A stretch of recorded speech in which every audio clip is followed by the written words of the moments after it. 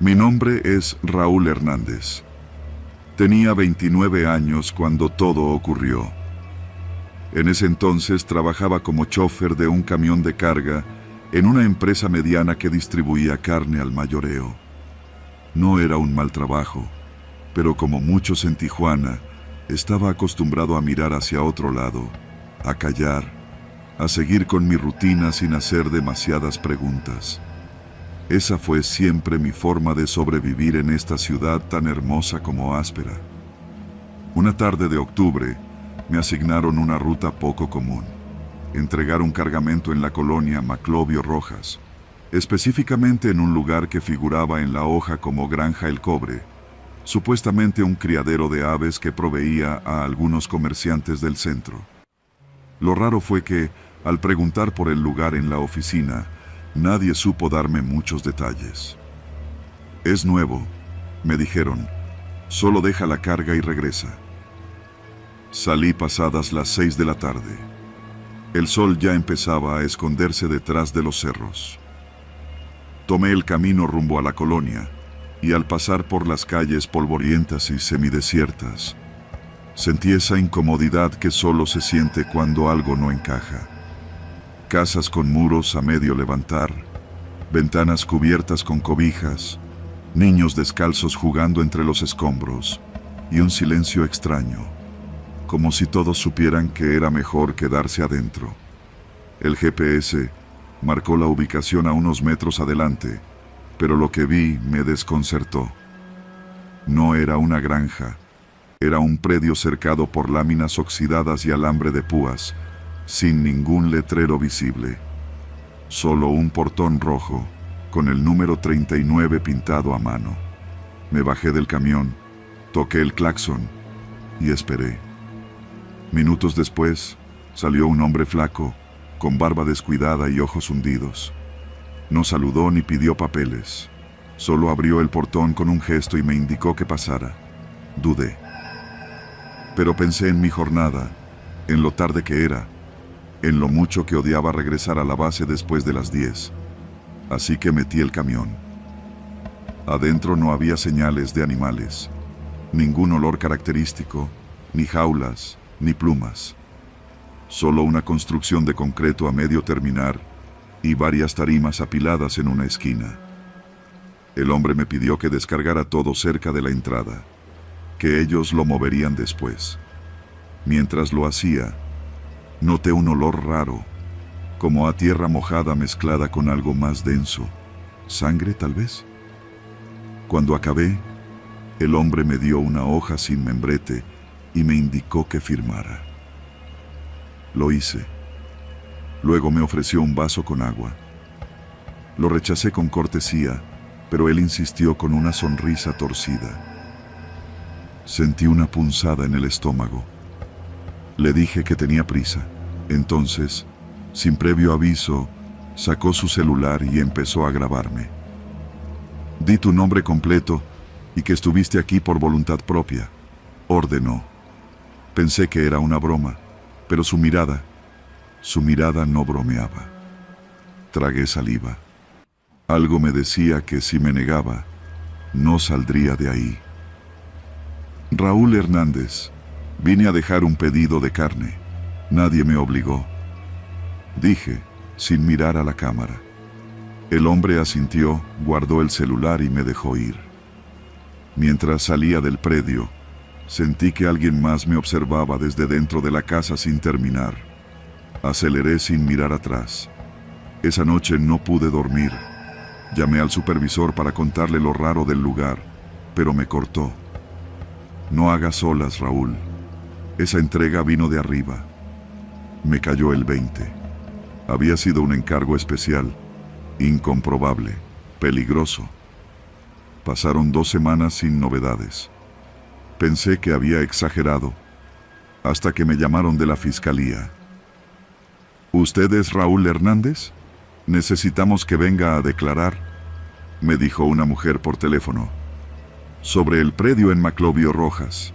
Aparece su nombre en un documento. Fui al día siguiente. Me recibieron con rostros tensos. Me mostraron unas fotos. Huesos, ropa ensangrentada, un zapato infantil. Era la gallera, el mismo lugar donde había entregado la carne, la misma construcción sin terminar, la misma tierra húmeda. Descubrieron una fosa, cuerpos apilados, algunos con signos de tortura. Al parecer, era un centro de ejecución durante los años más intensos de la guerra contra el narco. Cerrado, olvidado, hasta que alguien decidió reactivarlo.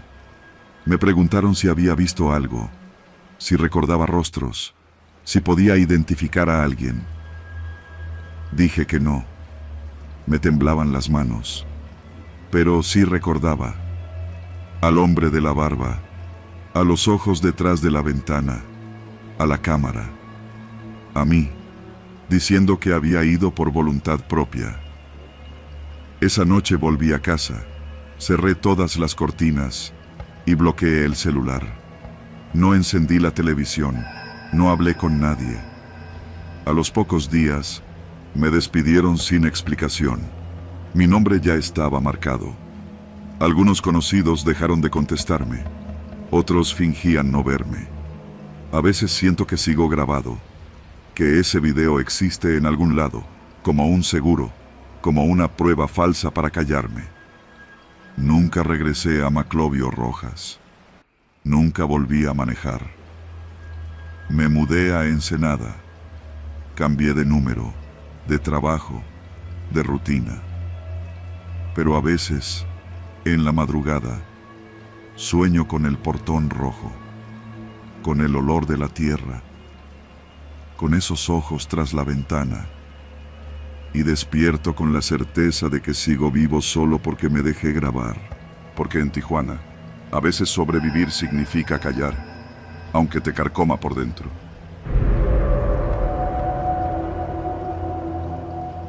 Nunca fui un valiente, ni siquiera me gusta decir que soy periodista.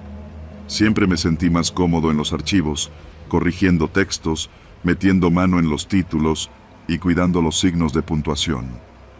Pero en octubre de 1997, el director me pidió que acompañara a don Jesús Blancornelas en algunas de sus coberturas. Decía que alguien tenía que ayudarlo con las grabaciones y el papeleo, que no podía andar solo por Tijuana, con todo lo que había publicado en Z, y que yo, según él, era inofensivo para pasar desapercibido. Nunca imaginé lo que iba a vivir. Don Jesús ya era una leyenda. Había escrito cosas que ningún otro se atrevía a tocar. Narcos, políticos vendidos, policías dobles, negocios sucios. A veces hablaba en voz baja, como si las palabras tuvieran filo, como si nombrar a ciertas personas fuera a invocar algo peligroso. Y sí que lo era. Tijuana era otro animal en esa época. Brutal, hirviente de secretos, con la violencia metida entre los tacos de la esquina y los lujos de las casas en el Cerro Colorado. Todo comenzó el miércoles 5 de noviembre. Llevábamos días siguiendo la pista de una red de policías municipales ligados al cártel de los Arellano Félix.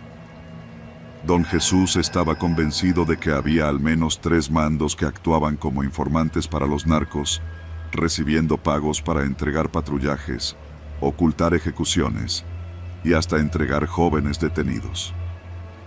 Teníamos las pruebas, audios grabados, una lista de placas y, lo más delicado, una fotografía donde uno de los comandantes aparecía reunido con Ramón Arellano Félix en una casa del fraccionamiento Las Palmas. Ese día fuimos a ver a una fuente que teníamos en la policía judicial. Un tipo nervioso, de nombre Alfonso, que solo nos recibía en estacionamientos subterráneos. Nos citó en la Plaza Río, a un costado del cine. No traigan celulares, no hablen mucho. Lo que les voy a dar vale más que sus vidas, nos advirtió.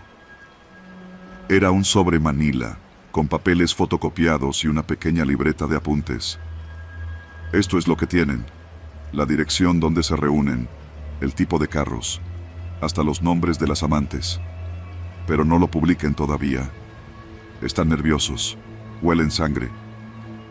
De regreso a la redacción, don Jesús manejaba su Grand Marquis. Iba callado, mascando ideas. Yo no podía dejar de mirar el retrovisor, paranoico. Sabía que nos habían seguido alguna vez, pero esa tarde sentía algo distinto, como si cada sombra fuera una trampa. Como si la ciudad entera estuviera mirándonos desde los parabrisas, los postes, los cristales oscuros. Pasaron 2 días sin incidentes. Armamos el reportaje, lo dejamos listo para la edición del viernes. Aún no se imprimía, pero ya estaba en el sistema. Eso fue un error. Uno que casi le cuesta la vida a don Jesús. El viernes 7 de noviembre salimos como a las 12 del día rumbo a la imprenta. Íbamos a revisar las primeras pruebas, corregir detalles de diseño. El sol pegaba duro, como suele hacer en Tijuana en otoño, con ese calor seco que raspa la garganta. Tomamos el Boulevard Sánchez Taboada y luego subimos por la Loma Bonita. Don Jesús iba al volante. Yo estaba en el asiento del copiloto. Atrás venía su chofer y guardaespaldas, Luis Valero Elizalde. Fue en la subida al Boulevard Agua Caliente, cerca de los estudios de televisión, cuando todo pasó. Un coche oscuro nos rebasó por la derecha. Pensé que era solo un conductor imprudente, pero en cuanto se emparejaron lo supe. El tipo del asiento trasero sacó una pistola con silenciador y comenzó a disparar. Luis gritó algo. Se tiró hacia nosotros desde el asiento de atrás. Don Jesús apenas alcanzó a girar el volante. El coche se tambaleó y sentimos el impacto.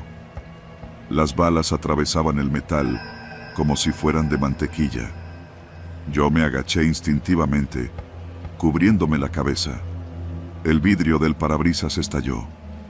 El coche patinó hacia la banqueta y chocó contra un poste. Me quedé inmóvil, con los oídos zumbando. Don Jesús sangraba del brazo y del estómago. Luis estaba inmóvil, con los ojos abiertos y la sangre corriendo por su cuello. El coche agresor desapareció por la calle Cuauhtémoc sin que nadie lo detuviera. Bajé como pude, con las piernas temblando. Intenté llamar una ambulancia, pero el celular no agarraba señal.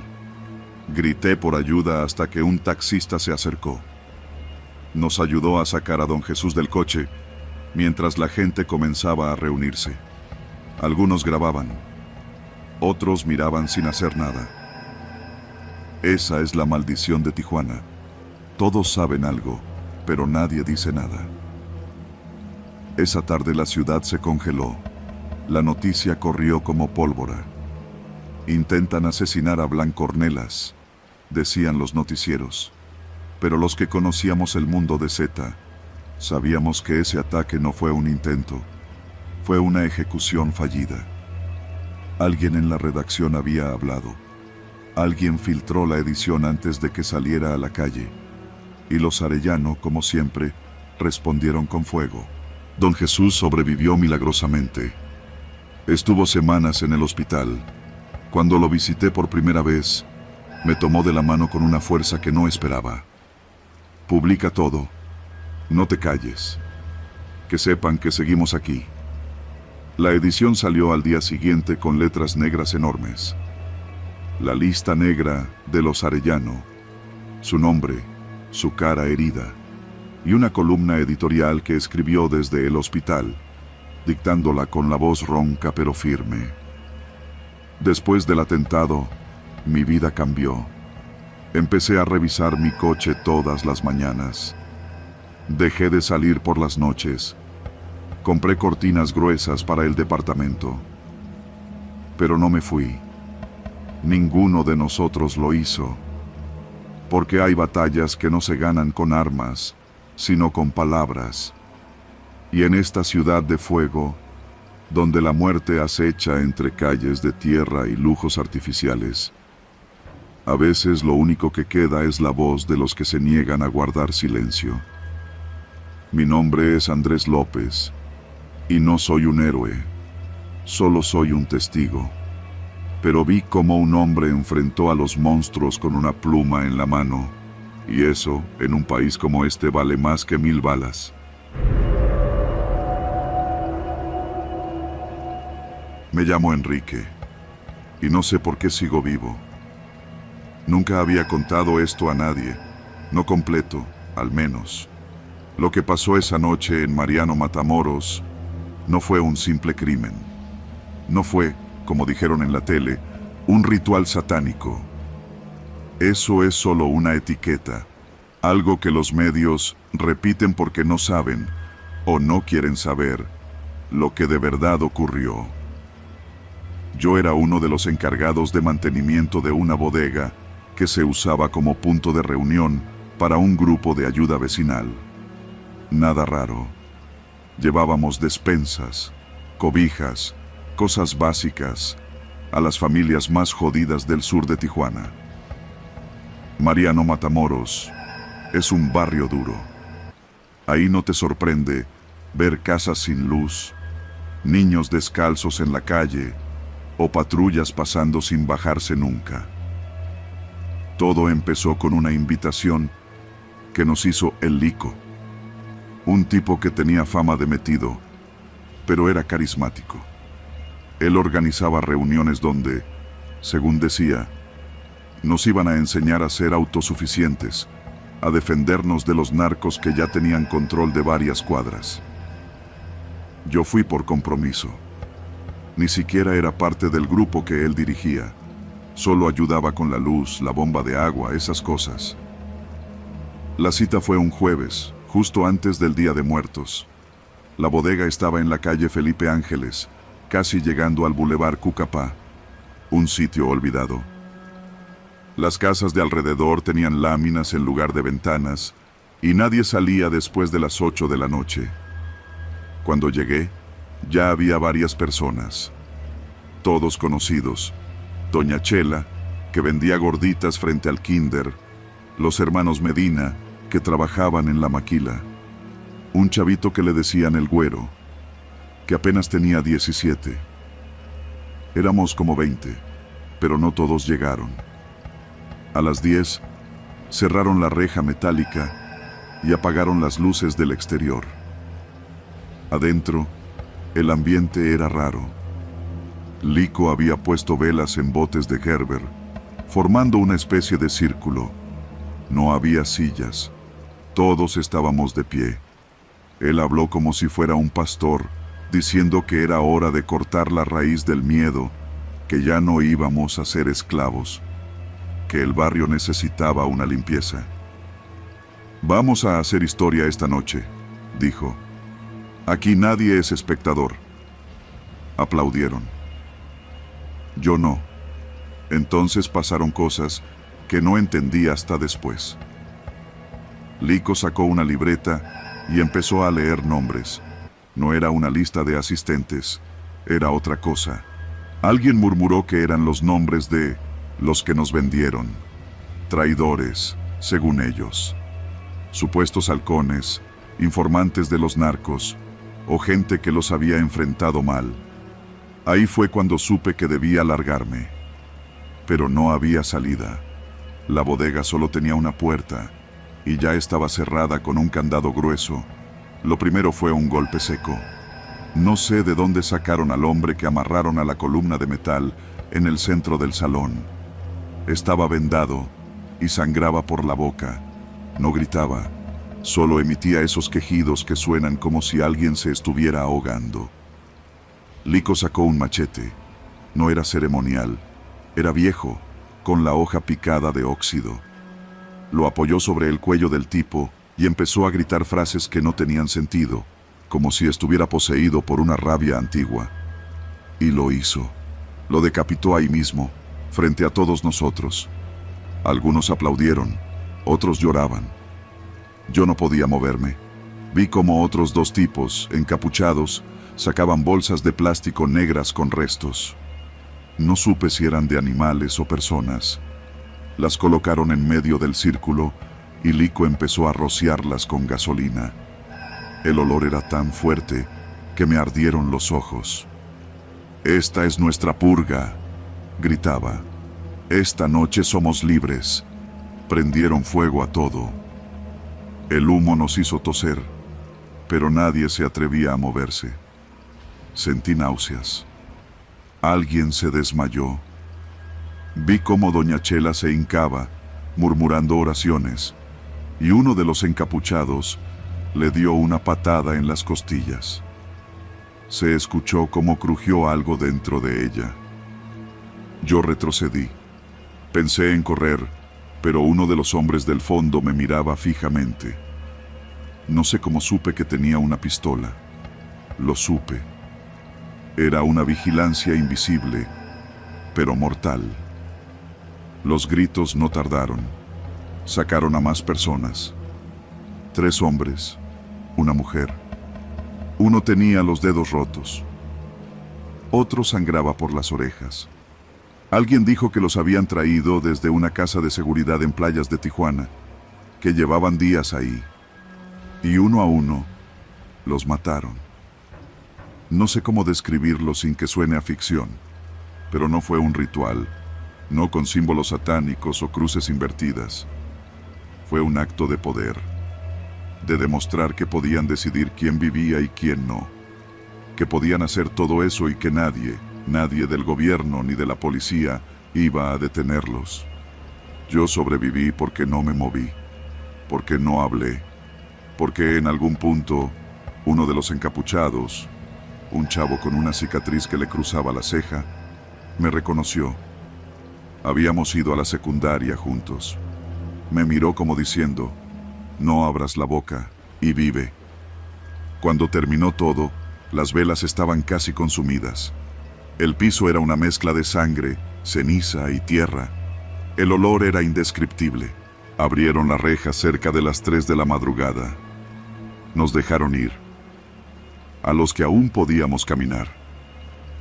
La policía llegó 2 días después, cuando una vecina denunció el humo y el olor. Encontraron 12 cuerpos. Dijeron que fue un ritual satánico. Dijeron que había velas, símbolos, restos de animales. Nada de eso era cierto. No hubo invocaciones, solo asesinatos sistemáticos, planeados, silenciosos. Yo me fui de Tijuana esa misma semana. Cambié de nombre, de teléfono, de todo. Pero sigo soñando con esa noche, con los ojos de los que iban a morir y con los de los que mataban, porque son iguales, porque no hay monstruos en los cuentos, hay monstruos en las calles, en las casas, en los barrios olvidados como Mariano Matamoros. Y el verdadero terror no es lo que hacen a escondidas, sino lo que pueden hacer frente a todos sin que nadie los detenga.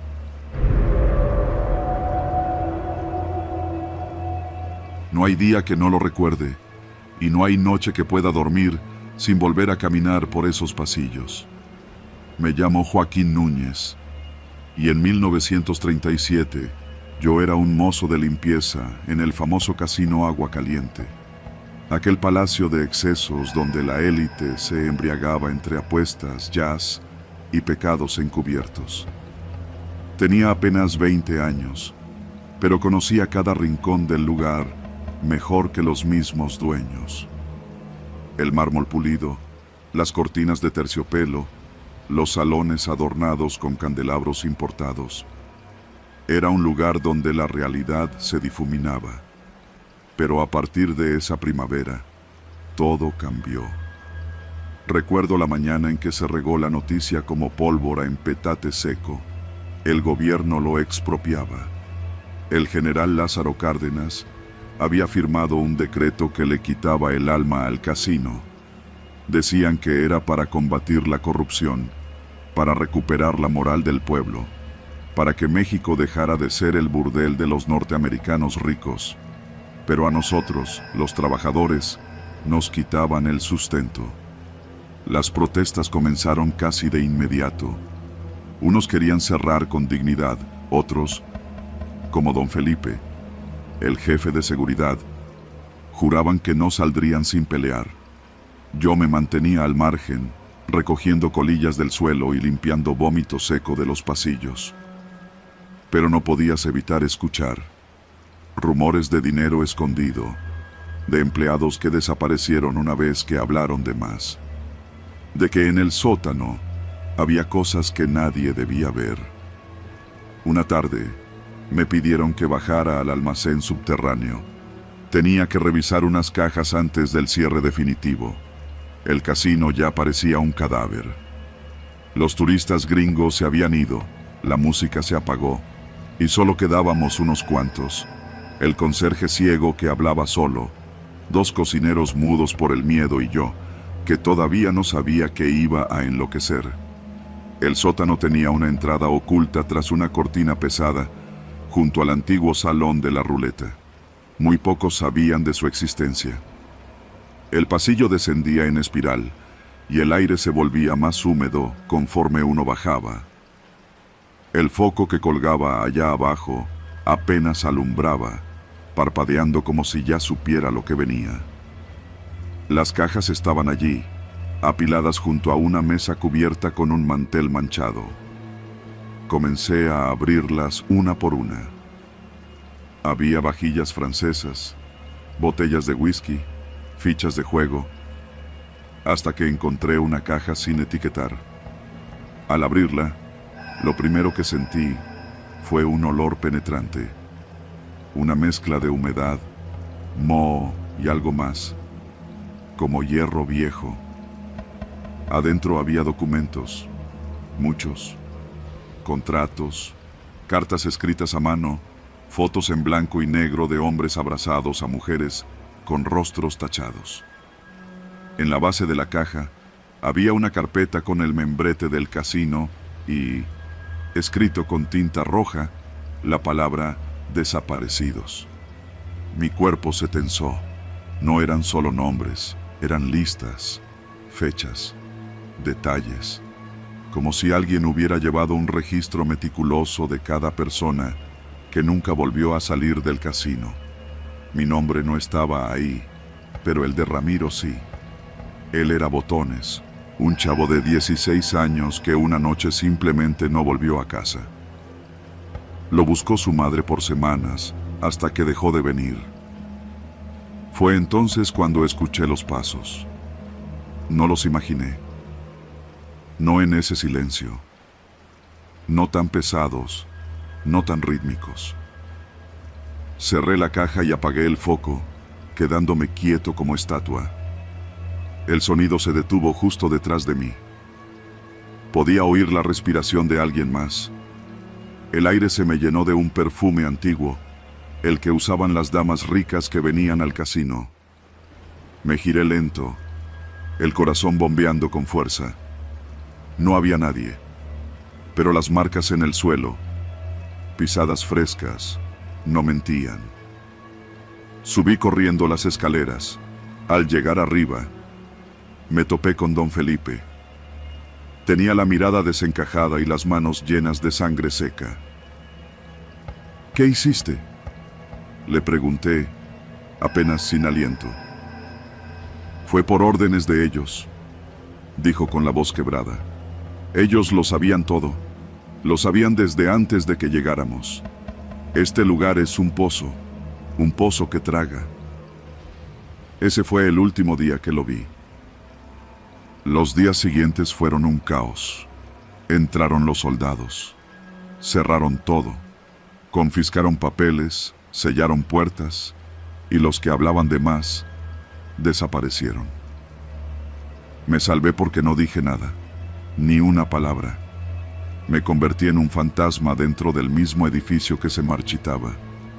Los nuevos administradores lo convirtieron en escuela, luego en cuartel, después en ruina.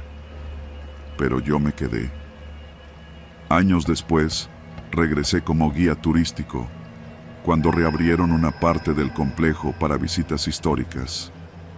Mostraba las fuentes secas, los salones donde antes se bailaba, las escaleras de mármol que llevaban a nada, pero nunca, jamás, mencioné el sótano. hasta que conocí a Mariana. Era periodista, joven, valiente y con una curiosidad que solo traía desgracias. Quería hacer un reportaje sobre los secretos del casino. Me ofreció dinero, mucho más del que jamás tuve, y como estúpido, acepté. La llevé una noche, cuando ya no quedaba nadie. Bajamos al sótano con linternas, y mientras le contaba lo que había visto años atrás, ella me grababa. Pensé que así sacaría todo de mí, que si alguien más lo sabía, la culpa me abandonaría. Pero cuando abrimos de nuevo la caja, sí, la caja seguía allí, como si nadie se hubiera atrevido a tocarla. Todo volvió. Las fotos eran distintas. En ellas ahora aparecía Mariana. En la última, ella y yo, de pie, en el sótano. Y detrás de nosotros, una sombra enorme, humanoide pero deforme. Las linternas se apagaron solas. El aire se llenó de ese mismo perfume. Escuchamos risas, muchas, de mujeres, hombres, hasta niños. Gritos de ruleta, el tintinear de copas y algo más profundo. Un murmullo, como un canto sin voz. No sé cuánto tiempo estuve inconsciente. Me desperté fuera del casino, con las manos vacías y la garganta seca. Mariana nunca salió. La buscaron, claro, pero yo no dije nada, porque si lo hacía, me encontraba de nuevo en esa lista. Hoy, con casi 90 años, solo escribo esto porque sé que nadie va a creerlo. Y porque sé que mañana será mi turno. La caja se ha movido. El perfume está otra vez en el aire. Y al espejo del baño lo cubrí con una sábana, porque anoche me vi reflejado, pero no estaba solo. Agua caliente no cerró, solo cambió de rostro. Y hay cosas allí abajo que siguen contando las fichas. Y yo ya escucho la campana del croupier.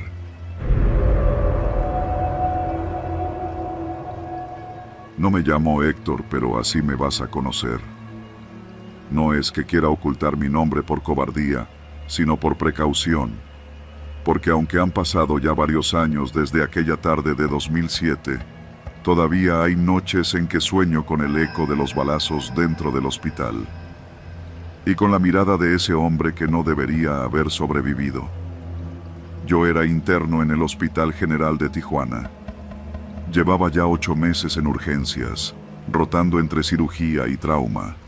Era joven, idealista, y como muchos, creía que podía marcar la diferencia. Hasta esa tarde. Hasta que la guerra llegó a nuestro quirófano. Todo comenzó como cualquier otro jueves. Eran más o menos las 3:30 de la tarde. Afuera, el calor se pegaba en las ventanas como una costra invisible, y adentro los ventiladores apenas mitigaban el sudor de los pacientes. Estábamos saturados como siempre. Camillas en el pasillo, familiares desesperados, y médicos con cara de derrota fingiendo aplomo. Yo estaba suturando a un cholo que había llegado con una cortada en la ceja. Decía que se había caído, pero el olor a pólvora en su ropa decía otra cosa. Lo atendí rápido y con cuidado, más que por ética, por instinto. En esos días, uno ya no sabía quién era quién. Muchos de los que llegaban con heridas menores eran halcones, mulas, gatilleros, y uno tenía que hacer su trabajo, aunque supiera que lo que estaba remendando era carne de cañón. El hospital tenía sus propias reglas no escritas. Sabíamos que no debíamos hacer demasiadas preguntas. Si llegaban heridos de bala, uno reportaba, claro, pero también aprendía a no ver demasiado, a no oír nombres, a no juzgar. A eso de las 4, entró un convoy de la Policía Estatal Preventiva. 3 patrullas, una detrás de otra, rechinando llantas. Todos sabíamos que eso no era normal. Cuando entraban así, sin avisar, era porque algo muy jodido se venía. Un tipo había sido herido en un enfrentamiento en playas de Tijuana. No era cualquier herido. Era un capo menor, Un tal El Muletas o algo así. Nunca supe su nombre real. Tenía múltiples impactos, pero seguía consciente cuando lo bajaron de la patrulla y lo metieron directo a quirófano. Yo me encontraba de apoyo en triage cuando lo pasaron. Llevaba un chaleco antibalas sobre el abdomen ensangrentado y esposas en ambas muñecas. Su mirada era dura, de esas que no te dejan ver nada, ni miedo, ni dolor, nada. Era como si estuviera esperando algo. Los policías que lo escoltaban eran al menos 6 y armados hasta los dientes. Se colocaron en la entrada de quirófanos y a lo largo del pasillo. El ambiente se volvió tenso. Las enfermeras murmuraban. Los médicos bajábamos la voz. Todos sabíamos que eso no iba a acabar bien. Yo subí a piso para entregar un expediente. En cuanto me bajé del elevador, escuché el primer disparo. Fue seco, inconfundible. Al principio pensé que era algún estallido en la calle, pero luego vino el segundo y el tercero, una ráfaga. Una de esas que no se oyen en películas, sino que se sienten en el pecho. El hospital entero pareció agacharse. Vi a una enfermera correr por el pasillo gritando.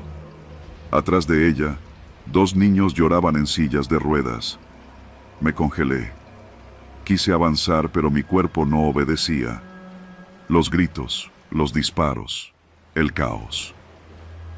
Todo se mezclaba en una sola masa de ruido imposible de procesar. Minutos después, el silencio.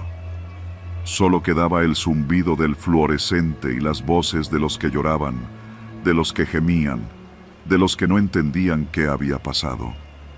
Fueron, según se supo después, al menos 8 sicarios.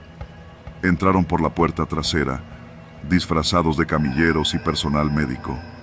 Llevaban chalecos falsos del hospital, identificaciones falsas y armas automáticas. Querían liberar al capo. Y casi lo logran. Mataron a 3 policías. Hirieron a un residente de cirugía y a un camillero. Los disparos rebotaron en las paredes, agujerearon los azulejos, hicieron añicos un botiquín. Vi cómo una de las camillas quedó cubierta de sangre, sin saber si era de paciente o de custodio. Yo me había encerrado en la sala de curaciones, ahí, con una paciente anciana que temblaba sin parar. Me tiré al suelo con ella, la cubrí con una sábana y recé como no lo había hecho en años. No pedí que no me mataran, pedí no tener que ver sus caras, porque si los veía, ya no iba a ser un médico más, iba a ser un testigo, y los testigos no duran.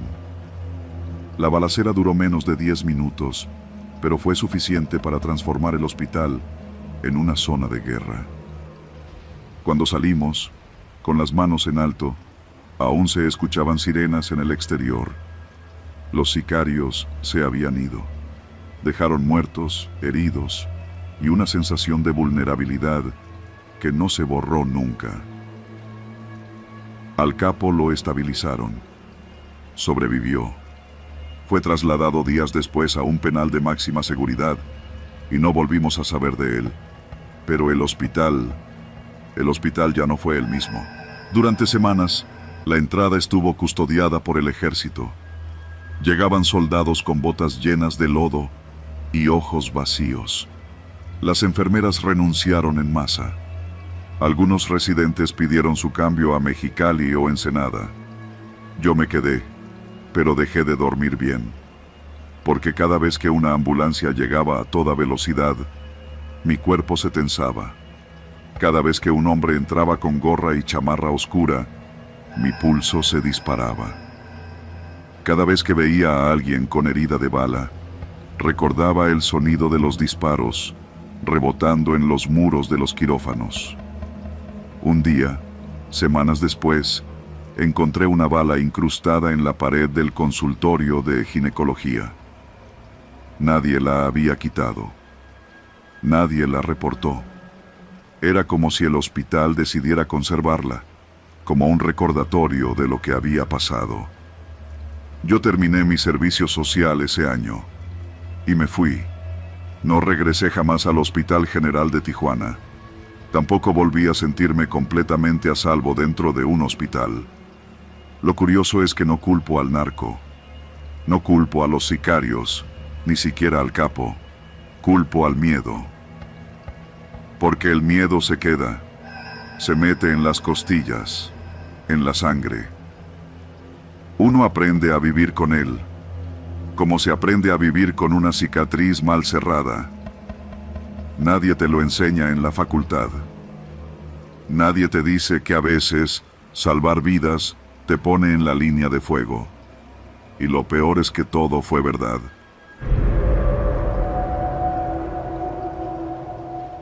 Mi nombre es Amalia, y lo que voy a contar no es una historia que quiera recordar, mucho menos revivir. Pero sé que alguien tiene que decirlo. Pasó hace más de 30 años, en Tijuana, cuando yo tenía apenas 17. No era como ahora, con redes sociales y celulares que te dicen hasta cuántos pasos das al día. En aquel tiempo, todo era más callado, más peligroso, más fácil de esconder.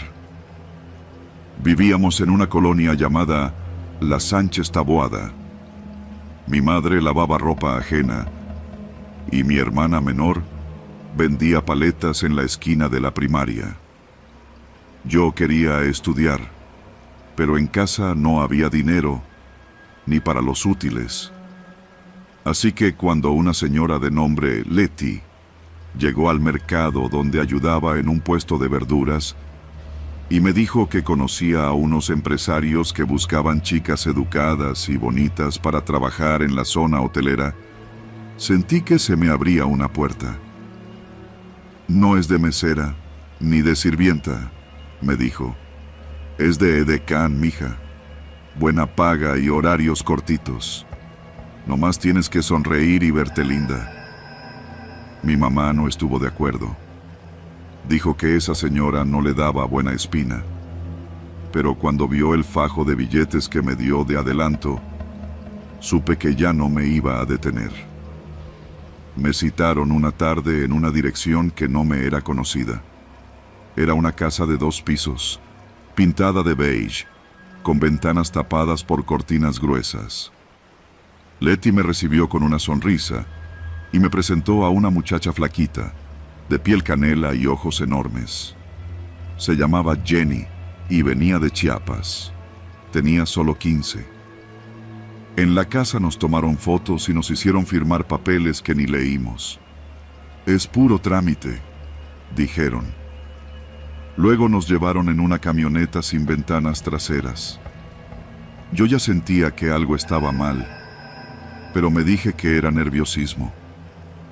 Que era mi primera chamba nada más, pero no era una chamba.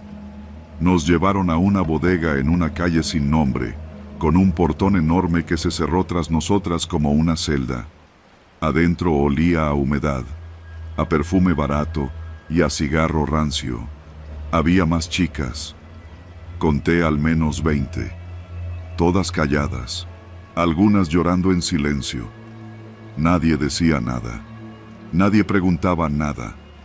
Ahí nos dijeron la verdad. Ustedes trabajan para nosotros ahora. Si se portan bien, les va a ir bien. Si se ponen pendejas, hay otras que sí cooperan, dijo un hombre gordo, de camisa abierta y cadenas de oro. Lo apodaban el Chuy. No sabíamos su nombre real. No era un burdel, al menos no como los de las películas. Era una red. Tenían casas repartidas por toda Tijuana y nos rotaban para evitar sospechas. A veces llegaban policías a revisar, pero ellos solo pedían dinero o una cortesía. Algunas chicas desaparecían sin explicación. Las llamaban por número. Yo era la 14. Jenny era la 17. Nos quitaron los nombres, los documentos y, poco a poco, hasta el deseo de respirar. No puedo contar con exactitud cuánto tiempo estuve ahí. Los días eran iguales. Nos vestían, nos pintaban y nos llevaban en camionetas a departamentos donde hombres nos esperaban. Algunos eran jóvenes, otros viejos, unos callados, otros violentos. Había políticos, gringos, policías, incluso pastores. Muchos no usaban condón, y nadie se preocupaba por saber si éramos mayores de edad. De hecho, entre más chicas, más pagaban. Una noche, Jenny y yo compartíamos un colchón viejo en un cuarto sin ventanas. Ella no hablaba mucho, pero esa vez me contó que tenía un hermano pequeño al que no veía desde hacía meses. Me mostró una foto arrugada que escondía en su brasier. Si logro salir de aquí, lo voy a buscar. Él me necesita. Yo no respondí. No quería romperle la esperanza. Yo ya no la tenía. Pero algo cambió semanas después. Una de las chicas nuevas logró esconder un papel con una dirección y lo arrojó desde una ventana cuando la llevaron a uno de esos eventos privados.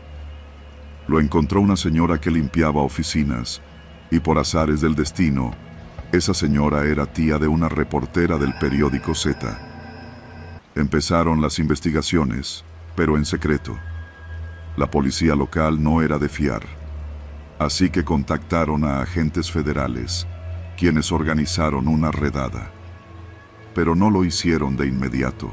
Se tardaron días, semanas, tiempo durante el cual muchas de nosotras seguimos siendo violadas, drogadas, golpeadas.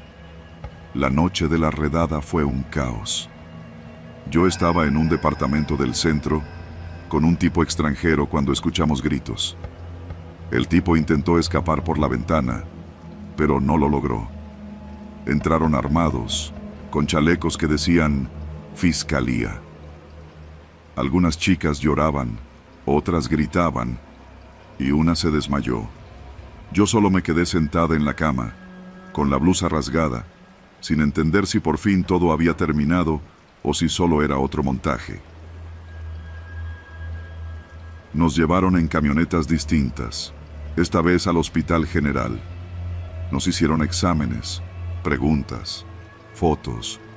A algunas las regresaron a sus estados. A otras, como Jenny y yo, nos ofrecieron protección, pero la libertad no fue inmediata. El proceso judicial fue lento. El Chuy logró escapar. Muchos de los clientes nunca fueron identificados. Algunos policías de bajo nivel fueron detenidos, pero los peces gordos nunca cayeron. Nosotras fuimos usadas como testigos, como pruebas vivas del infierno que otros negaban. Pasé 3 años en un refugio del DIF. Aprendí a leer mejor, a escribir sin temblar, a hablar sin sentir vergüenza. Jenny no tuvo la misma suerte. Murió por una infección sin tratar.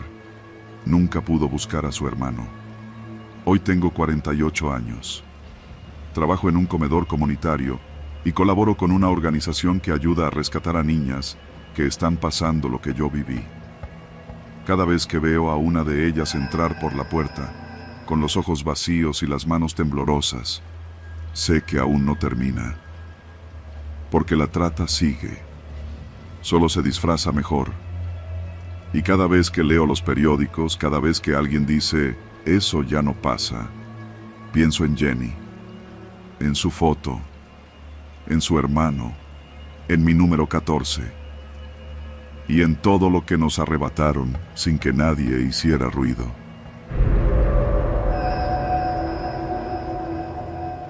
No soy de Tijuana, soy de Hermosillo, pero como muchos, terminé allá buscando chamba. El plan era quedarme 3 meses, ahorrar lo más que pudiera, y luego regresarme a Sonora a montar mi propio taller de carpintería. Esa era la idea. Lo que nunca imaginé fue que esa ciudad me tragaría vivo, que me haría sentir tan frágil como una hoja de papel en medio de un incendio. Cuando llegué, renté un cuarto en la Colonia Libertad, viejo, húmedo, pero barato. Al principio me sentía ajeno a todo, como si apenas existiera. Me movía entre maquilas, buscando cualquier empleo que me permitiera juntar para el taller. Terminé de ayudante en un taller de herrería cerca del Boulevard Insurgentes. Nada glamoroso, pero suficiente. Las cosas se pusieron raras un jueves. Había salido tarde del taller porque el patrón nos encargó unas rejas para una escuela que querían instalar el fin de semana. Eran cerca de las 10:30 cuando agarré mi mochila y salí caminando hacia el puente peatonal que cruza el canal. Esa era la ruta más corta de regreso a mi cuarto. La otra opción era rodear por el Boulevard Bellas Artes, pero sumaba 20 minutos más y yo ya traía el cuerpo hecho pedazos. Me acuerdo bien de esa noche. Había neblina. No era tan densa como para no ver, pero sí lo suficiente para distorsionar las luces de los faros, para hacer que cada sombra pareciera más alargada de lo normal. Subí al puente, con la mochila colgando del hombro derecho. Del otro lado se veía un taxi estacionado junto a la banqueta, con las intermitentes encendidas. Lo ignoré. En Tijuana los taxis hacen lo que quieren a cualquier hora. Justo cuando empecé a bajar las escaleras del puente, escuché pasos detrás de mí. Lentos, pesados. No había nadie más cuando subí. Me detuve. Los pasos también. Volteé, y ahí estaba un tipo, a unos 5 escalones arriba. Era joven, moreno, con una gorra oscura y una mochila colgada al frente.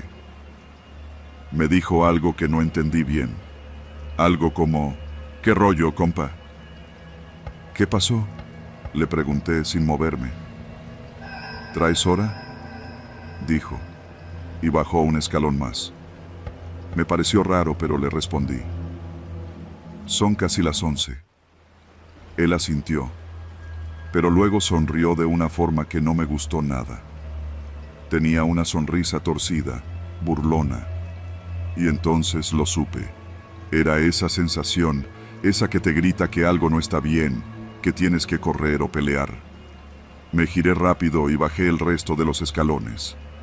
Cuando pisé la banqueta, el taxi que antes parecía vacío, abrió sus puertas de golpe. 2 hombres bajaron, uno de cada lado. No traían uniforme ni nada que los identificara como taxistas. Uno de ellos me bloqueó el paso y dijo, ¿a dónde tan tarde, amigo? No contesté. Retrocedí un paso y sentí que el de atrás, el del puente, ya venía bajando. Me di la vuelta para correr por el canal, pero apenas di 2 zancadas, alguien me golpeó por detrás. Caí de rodillas. La mochila se me resbaló del hombro. «Ya cálmate, cabrón», gritó uno. Sentí un brazo fuerte envolviéndome el cuello y otro más buscando mis bolsillos. Me resistí, me retorcí, lancé un codazo que creo le dio a alguien porque escuché un quejido. Pero luego otro golpe me alcanzó en las costillas y me dejó sin aire. Caí de lado y me apretaron más. «No la hagas de pedo, compa. Ya valiste madre». Me levantaron entre los 3, como si fuera un costal. Pude ver cómo el taxi encendía el motor. Intenté gritar, pero uno me cubrió la boca con una tela que olía a químicos. Me resistí, pataleé, pero el aire se me escapaba y la visión se me empezó a nublar. Desperté en un cuarto con paredes de bloc, húmedas y sin ventanas. Me dolía la cabeza y la boca la tenía reseca. Había una lámpara colgando del techo, de esas de obra, con el cable enredado. Frente a mí, una mesa de madera y una silla. Y 3 tipos más. Ninguno era el del puente. «¿Cómo te llamas?», me preguntó uno. Flaco, con acné y una voz nasal. No respondí. «Mira, güey, no queremos hacerte daño», dijo otro, más corpulento, con una cadena gruesa al cuello. «Nomás dinos quién te mandó». «¿Mandó a qué?», logré decir con la garganta hecha trizas. «No te hagas pendejo. ¿Vienes de parte de alguien o no?». Negué con la cabeza. Les dije mi nombre, mi ciudad, que trabajaba en un taller, que no conocía a nadie. El más joven me miró con duda. Luego se fue al fondo de la habitación y regresó con un celular. Se lo puso al grandulón, quien marcó y habló en clave. Simón, ya lo tenemos. No, dice que no sabe nada. ¿Cómo? ¿Estás seguro? Órale, va. Colgó y me miró con cara de fastidio. Te confundieron, cabrón. Me dejaron solo por un rato. Largo. La cabeza me palpitaba. No sabía si era de miedo o del golpe. Pensé en mi madre, en el taller que nunca iba a abrir. Empecé a pensar que quizás ya nunca saldría de ahí. Horas después, entraron de nuevo. El que parecía ser el líder me lanzó una botella de agua. Tenía tierra en la tapa, pero la bebí igual. Luego dijo: ya arreglamos el pedo. No eras tú, pero ya te viste, ¿no? Así de fácil es desaparecer aquí. No respondí, no podía. Te vamos a soltar. Pero ni una palabra, ¿me oíste? Y si vas con la policía, no importa a qué parte del país te vayas, te vamos a encontrar. Lo dijeron con una naturalidad que helaba. Me vendaron los ojos, me subieron a un carro, y después de dar vueltas por lo que pareció una hora, me bajaron y me dejaron tirado en una calle. Era la colonia Altiplano, muy al sur. Caminé hasta una tienda, pedí ayuda. No dije mucho. Un señor me prestó su celular para llamar a mi patrón. Esa misma noche me fui a dormir a su taller. Al día siguiente, renuncié, empacando mis pocas cosas, y tomé un camión a Hermosillo. Nunca puse el taller. Ya no pude. Desde entonces, cada vez que paso por un puente peatonal, aún de día, acelero el paso. En Tijuana aprendí algo que nunca se me va a olvidar. A veces no tienes que hacer nada malo para que alguien decida que eres un blanco. Solo tienes que estar en el lugar equivocado, y nadie va a venir por ti. Nadie.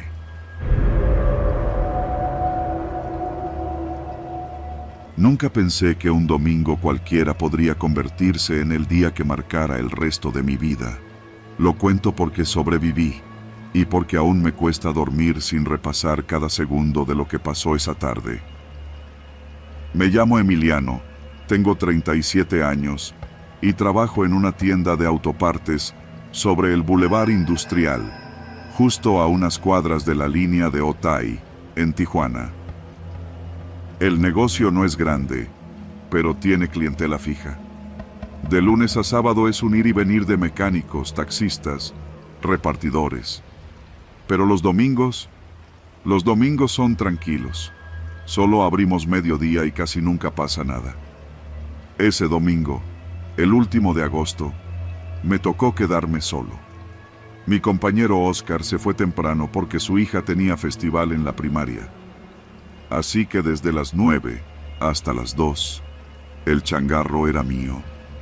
A eso de las 12:40, estaba acomodando unas cajas de bujías NGK en la estantería detrás del mostrador, cuando escuché el primer golpe seco. No era un estruendo fuerte, más bien como cuando cae algo pesado al piso. Pensé que se trataba de alguna caja en la bodega, así que no me alarmé. Pero a los 5 segundos, vino el segundo, y luego el tercero. Esta vez, no eran golpes, eran disparos. Salí de la trastienda justo cuando una ráfaga estalló en la calle. El sonido era seco, brutal, como una cadena de truenos seguidos. Me asomé por la rendija de la puerta principal, cubriéndome con el marco. No podía creer lo que veía. Una SUV negra detenida en medio del bulevar, y al menos 3 sujetos con chalecos tácticos disparando hacia otro vehículo gris que estaba chocado contra un poste, justo frente al semáforo de la esquina. No había policías, no había sirenas, solo los disparos, los gritos de la gente escondiéndose detrás de los carros y los motores acelerando para huir. Me tiré al suelo. Lo primero que pensé fue en cerrar la cortina metálica, pero no me atreví a levantarme. Los balazos seguían. Escuché vidrios estallando afuera, llantas rechinando, y luego una voz. «El de la tienda, bájate el switch». Eran ellos. Uno de los tipos, con pasamontañas y una AK-47 colgando del pecho, se acercó corriendo hacia mi puerta. El corazón me latía tan fuerte que casi no podía respirar. Me quedé quieto, fingiendo que no lo había oído, pero lo escuché patear la reja. «Bájate el switch, cabrón, o te quiebro». El switch de energía lo teníamos justo detrás del mostrador, escondido tras una tablilla de madera. Si lo apagaba, se cortaba la luz, las cámaras, todo. Sabía que si lo hacía, no habría video de nada. Pero si no lo hacía, me iban a matar. No lo pensé más. Me levanté temblando, bajé el switch y luego me tiré de nuevo al suelo. El tipo no entró. Solo se aseguró de que las cámaras se apagaran y regresó al tiroteo. Desde el suelo, pude escuchar cómo siguieron disparando por casi un minuto más.